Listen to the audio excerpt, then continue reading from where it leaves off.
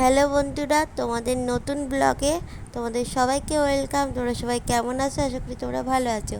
তো আমি আমার বান্ধবী আজকে ভুট্টা খেতে পেয়ে গেলাম। তারপরে কী কী করি তোমরা ভিডিওতে দেখতে থাকো। ফুল গাছ কি আছে এগুলো? ওটা জুই আছে, ওই মাঝখানটা বেল আছে। বেল আছে না এটা? হ্যাঁ, ওই লম্বা কুড়ি হচ্ছে জুই।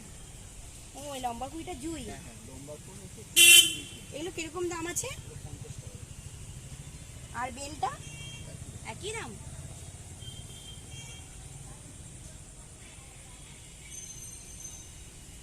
ছোট্ট গাছ না?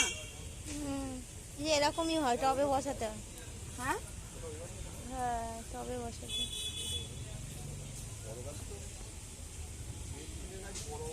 আর এটা ওটা ওইটা বেল আছে, এটা বেল তাই তো? হ্যাঁ, ওই তো বেল ফুল দেখছিস না?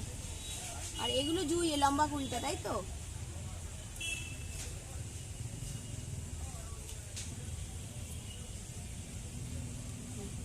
আমার বেল ফুল গাছ ছিল একটা, জানিস? এই ঘরের জন্য ঘর ভাঙলো, পাশে ঘরটা ভাঙলো, কি সুন্দর ছোট্ট মতন একটা। এদিক ওদিক করে। হ্যাঁ, ভালোবেসে সখী নিভৃতে যতনে আমার নামটি লিখো তোমার মনের মন্দিরে। ভালোবেসে সখী নিভৃতে যতনে আমার নামটি লিখো তোমার মনের মন্দিরে। আমারও পরাণে যে গান বাজিছে। রজনীগন্ধা ফুল আমি কোনোদিন দেখিনি। এমনি যা সিম্পল যেটা দেখেছি, এরকম মোটা মোটা এত বড় ফুলটা হয়, সবাই দেখে অবাক হয়ে গেছে। এত আবার কুড়িয়ে এসছে, একবার ফুলে ভরে গেছিল, আচ্ছা আচ্ছা, আবার এখন কুড়িয়ে এসছে, আবার হবে।